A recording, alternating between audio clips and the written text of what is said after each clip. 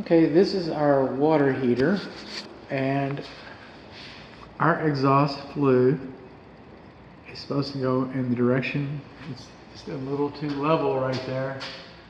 The pitch, you can see how the pitch is going towards the wall. It's supposed to be a 90 degree is the least, or the most, excuse me, or less, up to 2 degrees.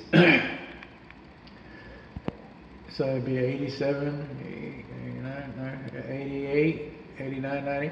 So between 88 and 90 degrees, and it's not. Now I come over here, you see that little black nipple right there in the middle? See that guy right there? And him right here. Venting for indoor models. Example of indoor unit. You're supposed to have, this is for the condensate with an air gap. Okay, this is a high efficiency unit. This is your thermostat right here, 120. Shouldn't be over 120. You should have a care and use manual. I'm not seeing a care and use manual. This is our data plate, so we can look up stuff there. But what we learned here is that we don't have enough pitch on our exhaust flue, and we do not have a drain for our condensate. See, we can make this plastic because it's not hot. It's still pushing out carbon monoxide and other noxious fumes, but the temperature's cool because we capture that temperature and we put it in our water. So that's a good thing. It's a high efficiency. This is a very high efficient, expensive, exotic race car. This is not a Ford Focus. All right. So what happens is by capturing that heat, the condensate comes out here and goes outside. Without this, the acidic condensate comes inside of here and rusts out your heat exchanger. So that's what it does.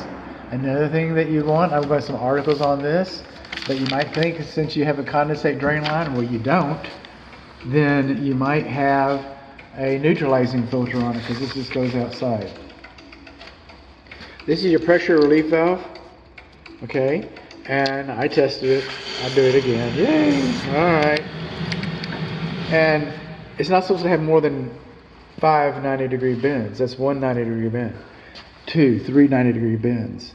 Goes inside the wall and goes down. 4 90-degree bends. Goes outside of the wall. 5 90-degree bends. Turns down towards the ground. 6 90-degree bends. You have too many 90-degree bends. You do not have a safety pan. Oh, safety pans are for water heater tanks, and this is a tankless water heater. You don't have to have a safety pan. Well, read the manufacturer's installation instructions because they may want a safety pan. And there's one reason why you might want it, is this drain pipe right here is supposed to discharge. It's supposed to have an air gap just like this in the same room with the water heater. So we do not have a gap. Now I get it, this goes right outside of the wall. You'll probably never have a problem with it. Was it done right? No, it was not done right. So what we could do is we have a safety pan here. This drain will go straight down to the safety pan drain. Safety pan drain will have a couple bends and go out. It's been cheaper and easier and faster to do it right. Instead of explaining why it's not done right, okay, it doesn't have to be done right or whatever. It'd been easier just to do it right. There's the air gap. Where's this going to go? It's not going to go outside. Okay, it's going to go into the pan. And then you have your neutralizing filter, I hope. You got a safety pan, your condensate drains to it, your pressure relief valve drains to it. It has less than 5 90-degree bends. You're good to go. As it is, you got more than 5 90-degree bends. You do not have an air gap in the same room as the water heater. You do not have a condensate drain. And the condensate drain does not have its, necessities. Coming down here, see this? This gas piping has not been molested. If you read the instructions, not this quick sheet, okay, but the instructions, you'll know that the manufacturer says that this should be adjusted on installation with a manometer. Okay, it should be adjusted. Will it run? Yes. If I never told you about it, would you know about it? No. If somebody told you about it, you wouldn't know about it. It's kind of like pre-gap spark plugs. When you get the spark plugs, change the spark plugs in your car, you do that kind of thing. Your hands on your lawnmower, they come pre-gap. You're supposed to check them to make sure. So there we go. Okay, this has not happened. Now the pressure coming into the house, gas pressure is pretty low, and so I mean there's some leeway there. Like I said, you can just bolt it up and run it, but that's not what the instructions say. I'm here to talk about the instructions. Again, this is a Ferrari. Don't you want your spark plugs gapped? Don't you want your gas going in at the right rate so that you maximize the efficiency that you paid extra for? I mean, you paid for efficiency. You're looking for a return on your investment. If this just is pennies difference, well, that's pennies towards the return on your investment. I mean, it just makes sense to me. Right over here, this black thing, this is a screen that everybody hears about on their tankless water heaters. These things last 14 years. They might last 17 years. I hope it lasts 20 years.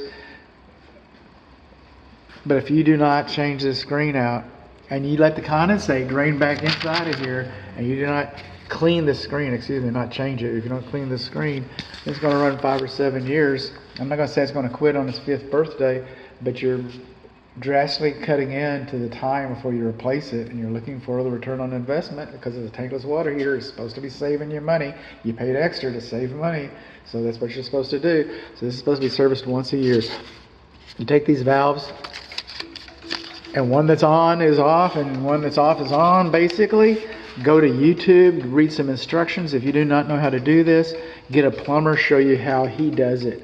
Pay a plumber to do it once, and just stand over his shoulder, and then you'll know for sure. But YouTube has videos on how to do this, and this screen is supposed to be replaced once a year. And I would say to protect it from vehicular damage, that you might have a bollard here. A lot of my reports I do write that, but this curb is so far away, the water heater is so high. Leave it to the code inspector. The code inspector didn't think it needed a bollard there, then it probably doesn't need a bollard there. Okay.